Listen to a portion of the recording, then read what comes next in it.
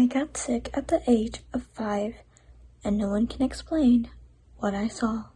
I woke up one day bright and early to get ready and start my day for school, but I couldn't get out of my bed.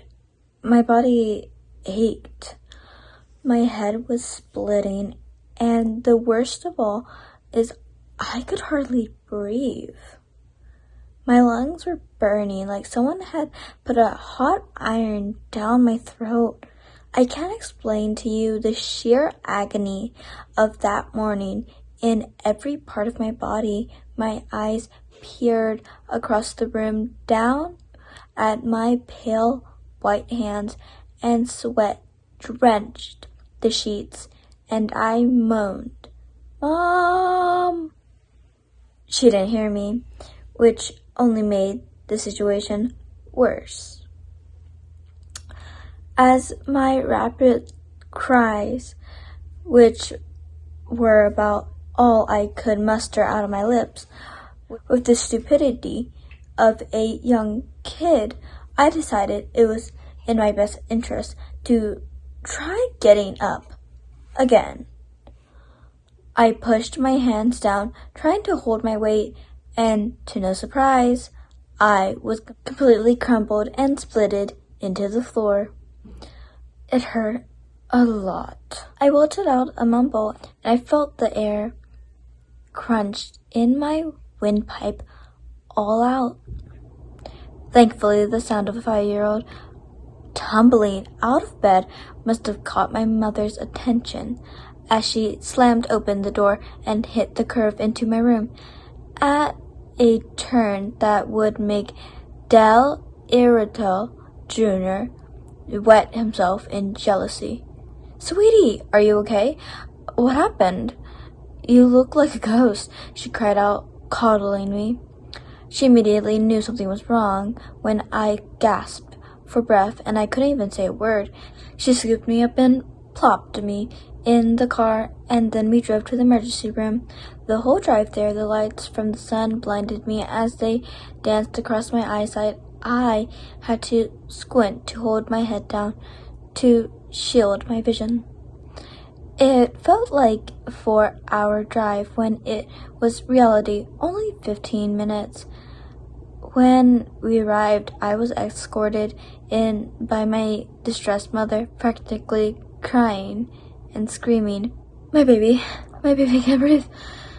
The receptionists were quick to get a hold of me into a room, holding my mother back as she tried to claw her way with me.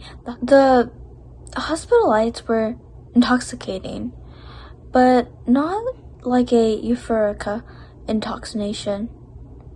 It was like walking up with a brutal hangover while you're still shit-faced drunk, spinning and ready to hurtle at any moment. I don't remember much of my early time in the room when it was filled with doctors screening everything and putting all sorts of machines to work. I felt like I was dreaming. I was in a haze. The world around me was slowly zooming around me. After a few hours, I learned later they told me my mother, whatever was happening, was a total abnormal. They couldn't pin it to anything. I should be operating like a perfect, normal kid. For some reason, my body was fighting itself. They said it was like nothing they'd ever seen. All they could do was hook me on a reception and IV and hope I didn't die. Well, guess what happened? Legibly, I didn't die. For 20 minutes, my heart stopped and everything went dead. The doctors were in shambles, almost more than my mother. Nothing in this world could have made sense of any of it. And then I just sort of woke up.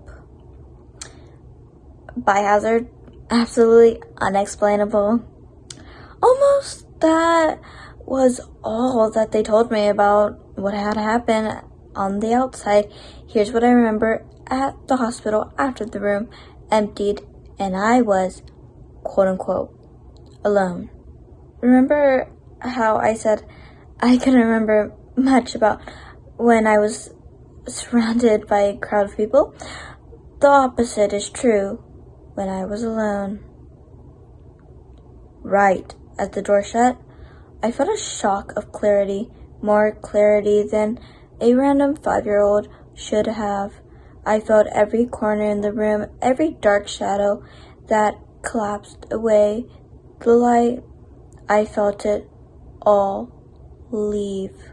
I felt myself dissipate. I looked down at my hands and they were translucent. I was fading away like a distant memory. Air passed through my body as if it just wasn't there. I felt everything. More importantly, I felt something enter the room. The door remained shut, completely closed. Not a rat could squeeze its body through that crack. Yet, what managed to do so was not a rat. I felt a second set of eyes beyond my own open up. No, I didn't mean a third eye, or a set above my eyebrows. I mean, my eyes were opened, and they opened again. I glanced into the room and saw what I can only describe as a mass, a big one. It was black, divine. It was not angelic.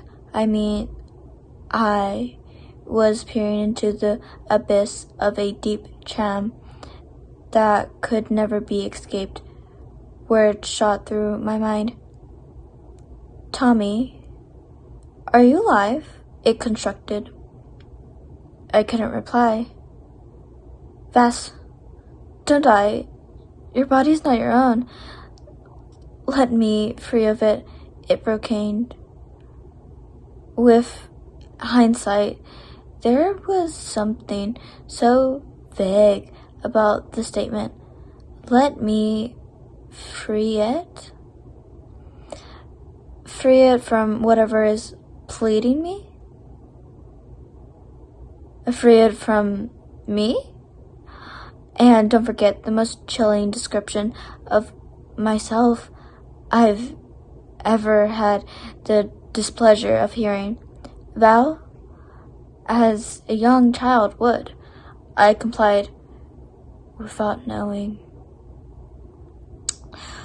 Whatever tizzer was gripping me to this entire plane of existence shatter, both sets of eyes became one again. As I saw the slow shimmer into view, a tall, ghastly thing.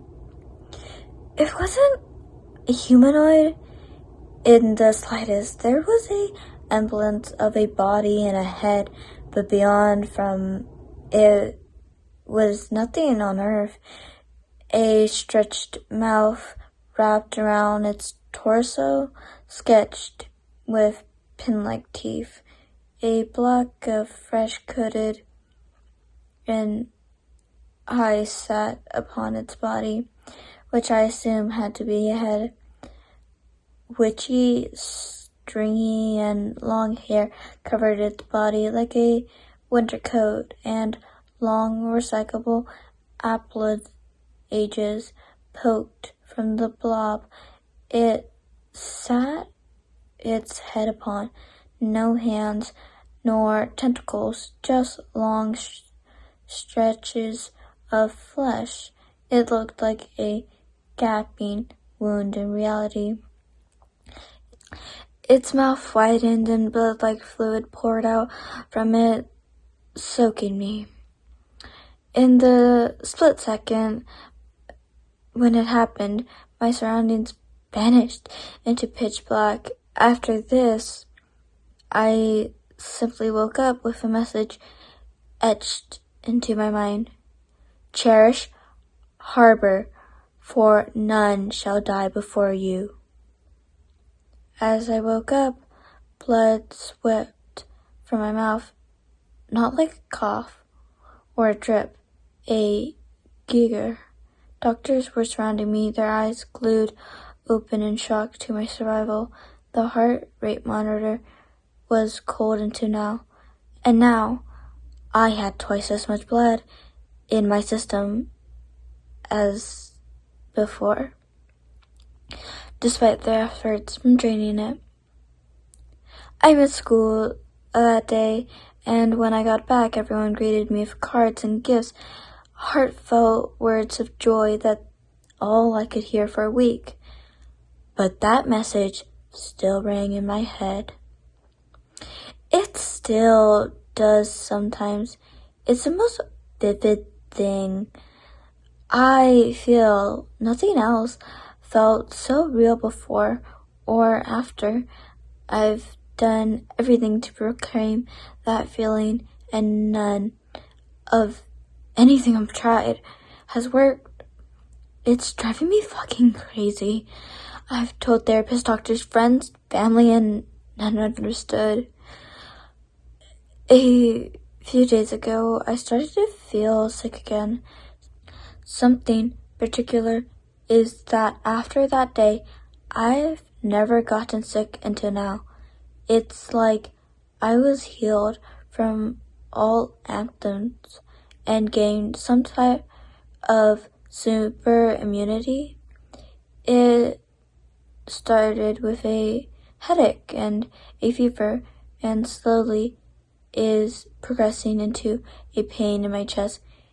My heartbeat is irregular, as if it's beating twice as much.